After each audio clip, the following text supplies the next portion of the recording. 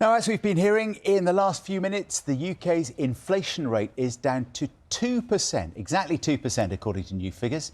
It's the first time it's been at the Bank of England's target for nearly 3 years. Well, let's get some reaction to that news now with Labour's Shadow Chancellor, Rachel Reeves. Morning, Rachel Reeves. So 2%, that is surely good news. Good morning. Well, I welcome the fact that inflation has returned to its target for the first time in nearly 3 years. But unlike Conservative government ministers, I'm not going to say that everything is fine. I'm not going to say that the cost of living crisis is over. I know that for many families and pensioners, the cost of living crisis is still acute because although inflation has returned to its target, it doesn't mean that prices are falling. It just means that they're going up at a lower rate than they were previously. And those higher food prices, higher energy prices, higher rents and mortgages, they are still very real for very many people and putting big pressure on family finances. And the choice really at this election is whether you want to carry on like that, 5 more years of chaos that we've seen under the Conservatives, or the Labour Party who have got a real plan for growth, because it is by growing the economy that we can make working families, people across our country better off, and that is what I'm determined to do. OK, you talk about growth. We'll move on to that in just a moment. How would you, first of all, keep inflation low?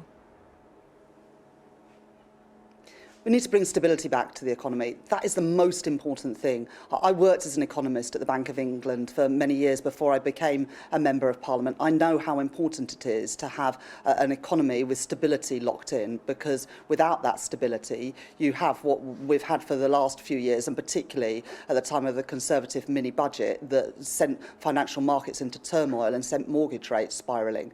That's why I've said that if I become Chancellor of the Exchequer in a couple of weeks' time, I would introduce a set of tough spending rules to get a grip on the public finances, and I will never put forward plans without saying where the money is going to come from. You can see that in our manifesto. Everything is fully costed and fully funded. I will never play fast and loose with the public finances, because when you do so, it is ordinary people who pay the price.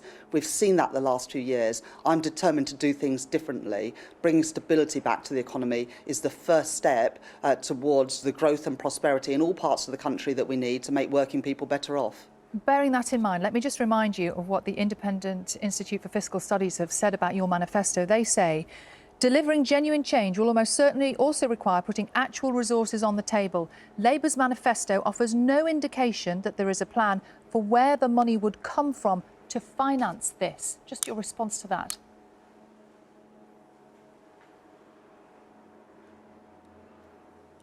Rachel Reeves, I think we might have just lost comms with you. Can you hear me?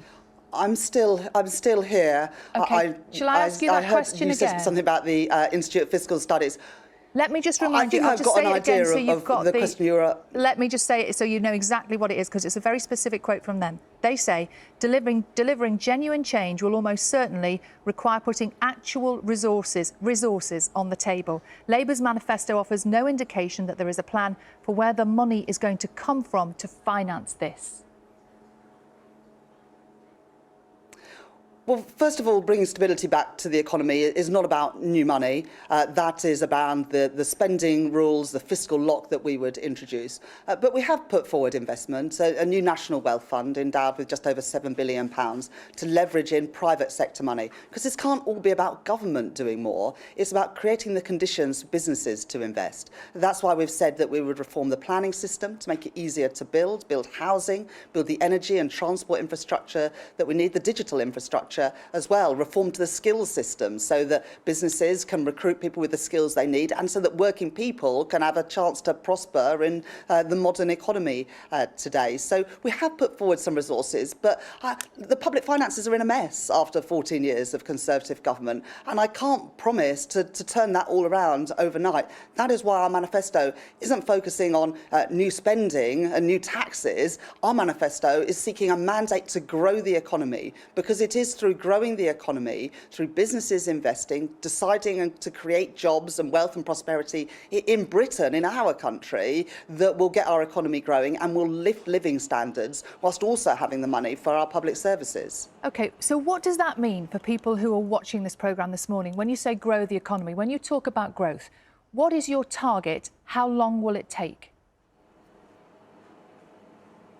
Well, our number one mission of an incoming Labour government is to have the fastest economic growth in the G7 with good jobs and productivity growth in all parts of the country. But what does that mean for ordinary working people? It means earning more, having more of your own money in your pocket to choose to spend in the way that you want. It means thriving high streets, and it means good jobs, paying decent wages in all parts of the country, not in a narrow part of the country, but in the place, the town, the city, the village where you live. That is our mission, and we will achieve that through our plans around stability, investment and reform. If we can do those things, we can break out of the low-growth, high-tax doom loop that we've got in after 14 years of Conservative government. I know how to turn our economy round. And don't just take my word for it, take the word of business. We had 120 businesses back Labour's plans in the first week of the election campaign. And just last night, one of Britain's most successful entrepreneurs, John Cordwell, who set up Phones for You, has come out to endorse Labour's plans for growth. He was one of the biggest donors to the Conservative Party at the last election. He switched to Labour because he's seen the change in the Labour Party, our ambitions, our credible and our detailed plans to grow the economy. He's seen that we have changed, but he's also seen that the Conservative Party have changed and have become a high-tax, low-growth party. We need to break out of this, and that's what our plans will do. But you have to admit, don't you, that growth is not completely under anybody's control, any government. There are things outside of your control that could happen if you were in power that would slow growth down or stop it completely. I'm thinking of wars, fuel prices, the weather. It's not something that you can guarantee, and you're sounding to me like someone who's offering to guarantee it. Well, if you look at our performance in the last 14 years, so under the 14 years of Conservative government, if our economy had grown at just the average rate of similar industrialised economies, our economy would be £150 billion bigger today. That's worth £5,000 for every family in Britain, and it would mean £55 billion more to spend on our public services, like our schools and our National Health Service. So that's why growth is so important. And I know the government can say, you know, we've had a war, we've had a pandemic. We have had those things, but so have every other country as well. And they've managed to continue to grow while Britain has been stuck in the slow lane. And I want to get us out of that trap because there is so much potential in Britain. I go around the country and I see that potential in our fantastic businesses, our entrepreneurs, our working people. But that potential is not being unlocked today. And that's why the mandate we are seeking at this election is to grow the economy. Of course, that will require decisions of businesses big and small in all parts of our country, choosing to make investments here, choosing to create more jobs here. But the government role is to bring back that stability so that families can plan for the future in confidence and so that businesses can invest with confidence. Then that investment with our modern industrial strategy and our national wealth fund, and then reform of our economy so that we can get Britain building again, so that working people know that work always pays, and reform to our skills system. If we can do those things, I know we can realise the potential of our great country and we can get the growth that we need to make working people better off. Will you be re-evaluating council tax bans? No.